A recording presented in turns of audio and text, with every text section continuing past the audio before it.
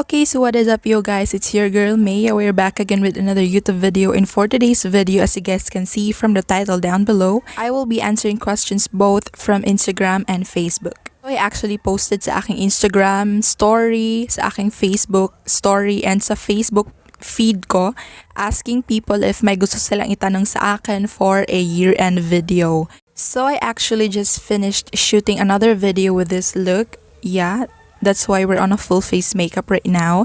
And I decided to shoot this video na lang din as well para hindi naman masayang yung oras ko. By the way guys, I am answering these questions impromptu because hindi ko to binasa dati. Ngayon ko lang siya screenshot and then ngayon ko lang din siya sasagutin. So, medyo off yung mga sagot ko because hindi ko siya pinag-isipan, and whatever comes in mind whenever I read a question, yun na kaagad yung sagot ko. So without further ado, let's answer their question and proceed to the video. So unahin natin yung mga questions from Instagram. So we have here a question from Maeia Gale, which is a close friend of mine. She asked, what is your ultimate dream? I don't know, but I am yet to figure out pa what my ultimate dream is. Siguro ang ultimate dream ko is maging genuinely happy. Alam mo yung ganong happiness, yung parang hindi siya pinipilit, hindi siya nakatay sa ibang tao or sa mga bagay or sa mga achievements. Yung happiness that comes from within, and yung happiness na kaya kong irradiate sa mga tao sa paligid ko para maging happy feel nila ako and maging masaya lang yung world. That's my ultimate dream. Okay, we have here another question from Dahlia Amazing. Height. Matangkad ako pero medyo chubby. So anyways, I am 166 to 167 centimeters, and that is equivalent yata to 5'5". That is my height po, Dahlia Amazing. For our third question from Instagram, we have here from Ano ba to? Riza M. Okay, Riza M. She asked, magkano ang unang sweldo mo sa YT? Okay, so my channel is monetized after 4 months. After kong 4 months mag-start ng YouTube na monetize ko ang aking channel, ang ibig sabihin nun is may kinikita na ako from the ads na lumalabas sa video ko. Pero I am not yet receiving my paycheck or my sweldo because kailangan kasi na ma-reach mo ang $100 na threshold ni YouTube bago niya ibigay sa'yo yung iyong PIN and saka mo pa makiklaim yung sweldo mo. So for small YouTubers like me, medyo hindi siya madali ang kumita. Dahil may pumapasok naman na revenue from the ads pero hindi siya kasing bilis ng mga big YouTubers. And don't you worry, Riza M, dahil kapag ka ako ay kumita na sa YouTube, i-video ko din naman yan. So we have here a question from It's Master Shane. She said that, tell us your worst and best experiences in your YouTube journey. So the best unahin natin yung worst. So the worst experience na naranasan ko is, alam niyo yung mag-edit kayo ng 80 clips ng video tapos madelete lang. Alam niyo yung ganong feeling, or yung mawawala lang, or like in the middle ng pag-upload mo, biglang titigil tas mag-error yung mga files. I have tried that, and meron din ako mga videos na inulit ko na lang kasi hindi na talaga siya ma-save or hindi na talaga siya magawa ng paraan. And then also one of the worst experiences is yung i-mock ka. You know, whenever people like mock you for like making such videos, like I have received mga mga negative opinions, mga bash. It's worst because there are instances where sumusobra na yung sinasabi nila na nasasaktan ka na, like, bakit ganyan? Hindi ka naman marunong, hindi ka naman bagay in front of the camera, why are you trying so hard? And deep inside, it will hit you pero you have to keep going and you have to prove them that you are making videos not for them but for yourself, for your betterment. Alam niyo yung ganong mindset. And then the best experience that I have with YouTube is, it's when I got monetized, by the way. I was really happy that time because parang, wow, finally, all the efforts that I've inserted, all the times na kulang ka sa tulog, all the times na parang haggard ka na kaka-edit, and then finally, all the hardships that you've been through, parang siyang na-pay off ng konti. Another question about YouTube from James Row Your Boat. What a name. Okay, so he asked, is it tiring to continue YouTube knowing that your viewers is not that much as those big YouTubers?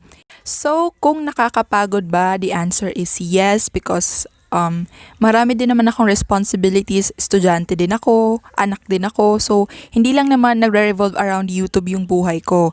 And minsan nakakapagod din mag-edit, mag-shoot, yung Parang, it's not everyday kasi na gusto mo talagang gumawa ng video eh. it depends on your mood. And as for the comparison, I do not compare myself to other YouTubers, to small YouTubers, to big YouTubers. I do not compare myself to others. What I do is I compare myself to my past self. So, ang ginagawa ko is, tinitingnan ko kung meron bang improvements yung mga video ko from before and today. So, through that, it motivates me to become better. Kasi, it's not about making videos for them to like you. It's making videos for yourself. It's like, nakadepende kasi yan kung ano yung reason kung ba't ka nag-YouTube. If you started YouTube because gusto mong kumita, there's a possibility na ma-frustrate ka talaga because, you know, it's not always about the money.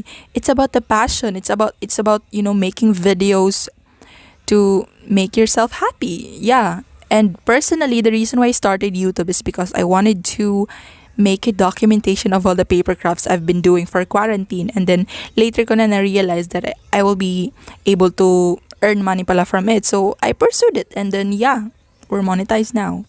The lesson lang talaga there is to not compare yourself to others. Kung yung iba biglang sumisikat ka agad or kung yung iba slow face, it depends upon your face. So, do not compare and do not lower down your self-esteem just because may mas nauunang sumikat o may mas nauunang kumita. It's not about that. It's about you and how you feel towards doing your YouTube. Okay, so ito medyo mahaba. This is the last question from Instagram. So, are you a religious-oriented person? Then, do you think having same-sex relationship is against of what you are believing?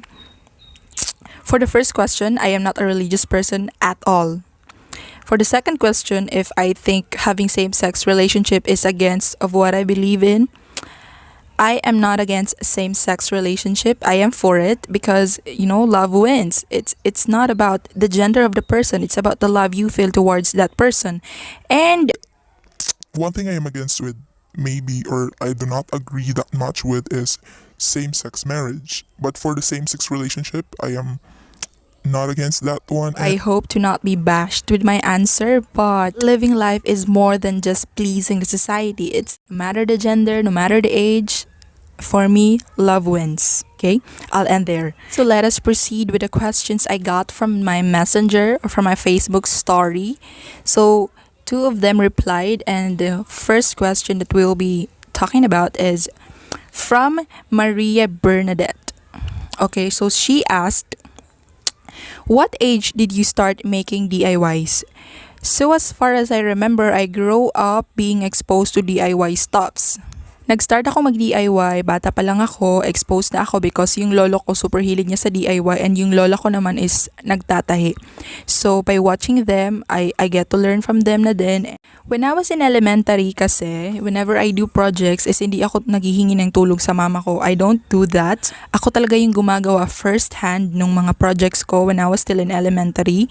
And then when high school came in, alam nyo naman sa high school, it's more on scrapbooks, mga portfolios. So, dun mas nahasa ko yung skill ko sa paper crafts. And then, later when I turned college, dun ko mas na-utilize yung skills ko kasi nagkaroon ako ng makina, nagkaroon ako ng mga materials. So, dun ko mas na-practice yung skills ko. So, yung pag-start ko ng DIY is hindi ko masasabi yung exact time because since I was bata pa, I was exposed to it na. Okay, so another reply from my Facebook story. So we have here from Giselle May. So she asked, what is one thing you can't give up? Oh no, the questions are getting harder and harder and well, anyways, if I'm to talk about something that I cannot give up, maybe it's YouTube. Many people have tried to discourage me from doing YouTube because mahirap daw yung kumita, mahirap gumawa ng mga videos, and it's not all the time na may manunood sa'yo. But then I realized it's more motivating to continue because You know, it's better to build up yourself while no one is watching you than to build up yourself when everyone is watching you. My plan is to slowly build up myself until people recognize me, and then yeah, I think that's a process naman. It doesn't happen overnight. So if I'm to talk about something I cannot give up, that is YouTube. I'm not gonna give up YouTube kahit sabihin pa nila na walang nanunood, kahit sabihin pa nila na ang papangit ng contents ko, kahit sabihin pa nila na hindi ako bagay dito sa YouTube or ang pangit ko in front of the camera. I don't care. I do what I do, and I'm going to make this one happen and make this one possible, and prove them that they're wrong. And she has a second question. She asked pala, what scares you the most? What scares me the most is not being enough. Ayoko yung ginawa ko na yung best ko and then hindi pa pala siya enough. Ayoko yung mag-effort ako ng sobra and hindi ma-appreciate. Ayoko ng ganun. So I fear that the most. And I also fear yung, alam niyo, are you familiar with cherophobia? Yung parang ang saya-saya mo ngayon and then natatakot kang na baka may bawi. Alam niyo yung baka tomorrow iiyak ako ng iiyak or tomorrow magiging sad ako. That's also something I fear the most.